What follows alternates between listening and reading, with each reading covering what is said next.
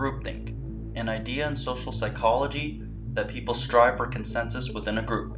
This can range from your normal friend groups, clubs, workers' unions, but at its most harmful, it can bring about wars and destroy the political discourse of a country.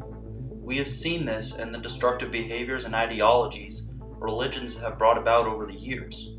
We have seen this in the political and social landscape in our country since its origin. While a country divided is nothing new, the way our politics have become so polarized is unprecedented.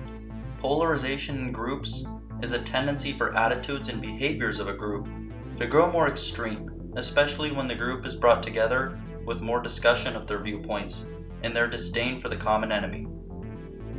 When combined with our natural tendency to find consensus in a group, this can create some scary outcomes. This has been commonplace over history with many religions and cults that have formed over the years. It has led people to believe and do some crazy things. While we have evolved as people in our thinking, polarization throughout history occurred naturally in groups. Today, we have news networks, entertainment, and social media that have incentives to continue to push the extremes of the opposing sides. While media networks are supposed to be a way the common person can be informed on what's happening in the world, they are also a business that tries to make the most money, which requires the best ratings they can capture. And people love watching chaos. MSNBC knows showing Trump voters saying the craziest things possible will elicit the biggest emotional reaction from their more liberal viewers. Just as Fox News knows showing a self-described leftist tearing down a statue will do the same for their conservative viewers. This exact same phenomenon also occurs on social media, as people often only view the information they want to view, which strongly preaches to their own beliefs and confirms their hatred of their perceived enemy. Not just do people often do this on their own, but the platforms themselves curate your feed and explore pages based on your viewing habits, which only exacerbates the problem. It has gotten to a point where it's not just enough to have the same common goals as a group, but you must fall completely in line with how they want to solve the issues, or you will be ostracized and labeled as something you're not. This seems to be especially true with modern-day liberalism. You can agree that racism is an ongoing problem in this country. You can acknowledge the problems with the police and their treatment of minority groups. But if you have a differing solution from defund the police, you are going to be seen as a Trumper, a white nationalist, and oftentimes, they won't even want to hear you out. While there have been many instances of actual racist behaviors that deserve to be called out and ostracized, it has led to the so-called cancellation of those who just didn't agree with their means of solving issues. Meet Bret Weinstein, an evolutionary biologist who came to national attention in 2017 when he publicly opposed Evergreen State College's change to their day of absence tradition. This was a day ethnic minority students and faculty would voluntarily stay away from campus to highlight their contributions to the college.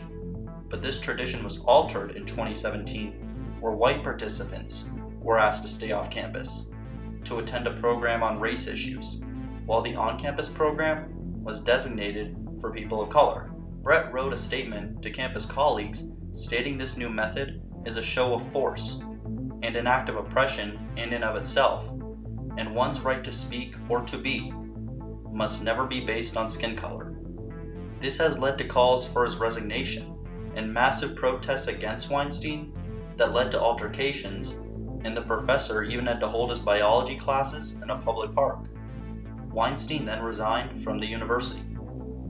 The thing was, many students were actually on the side of Weinstein, but were afraid to speak out as they feared they'd be attached with the same labels for doing so. Many students at Evergreen spoke about this anonymously while expressing their fear of having a differing opinion. Kirsten, who also didn't want us to use her last name, is one of Weinstein's students. I'm afraid of having a nuanced opinion because I'm afraid that my opinions and I will be stigmatized. It's a rather strange sentence to hear on a university campus. I'm fearful of my nuanced opinion. So I feel that I do not have the ability to speak if I have disagreements with the methods that are being used in the protests. The question is, though, should they really be so afraid? According to many studies, More than 3/4 of Americans see PC culture as something that is a problem that has gone too far. Yet it seems like everybody that speaks out against it is just a Trumper. I have a theory as to why. I believe our acceptance of allowing the extreme left to become the voice of the modern day left is why. This is caused by right-leaning networks, both mainstream and independent, painting the entirety of the left as people that think in these radical ways. It is also the industries that have adapted this mindset where anybody that sucks up to these people on social media and in their public statements, while anybody who slightly sips up is forced to put out a disingenuous apology to save face.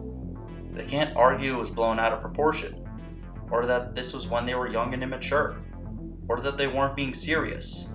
You have to make the same old apology, or you are one of them.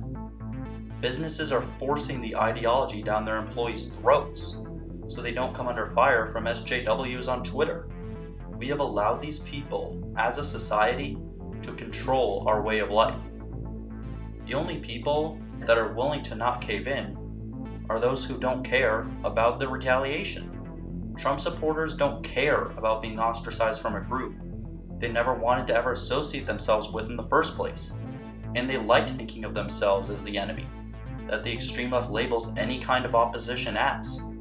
Therefore, those who oppose the far right and the right in general don't want to speak out, as they know that is the only place they can turn to for support. This is something we saw with Bret Weinstein.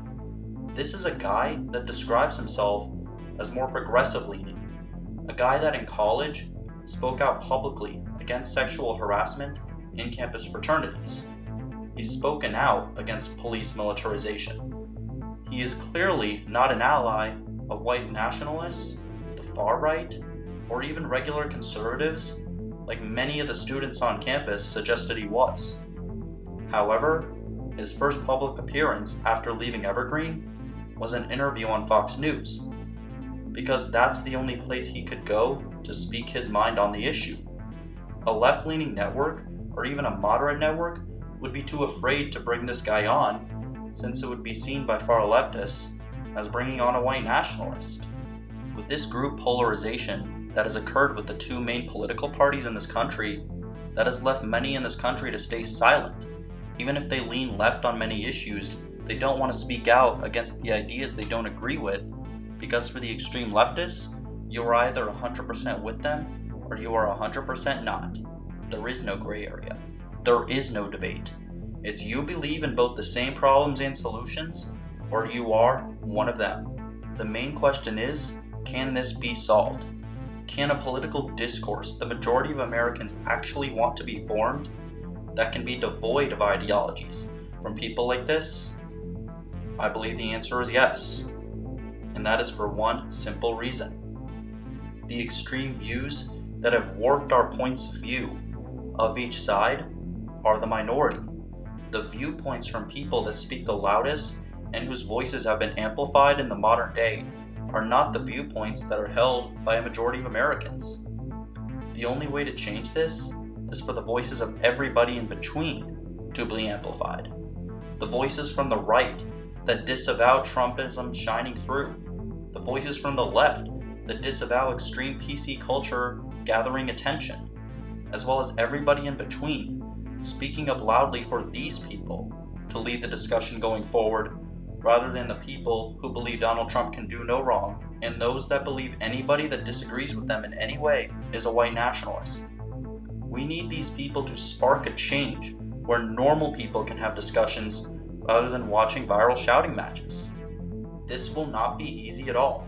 It is against our own human nature throughout our history to sit down with the enemy, to figure out the best path forward for everyone. But I think we need to declare the extremes of every side the new enemy, and create a new path forward for logic and reason.